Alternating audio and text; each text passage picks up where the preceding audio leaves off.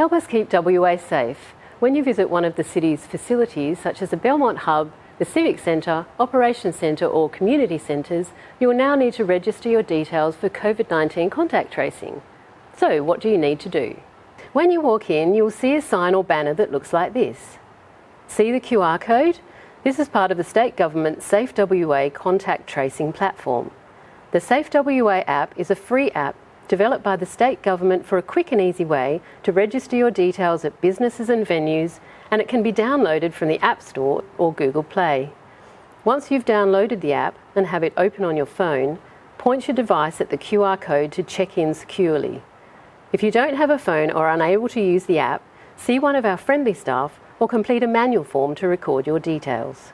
It's mandatory to register on entry either using the app, a form or talking to one of our staff. Please find out more information at the link on the screen.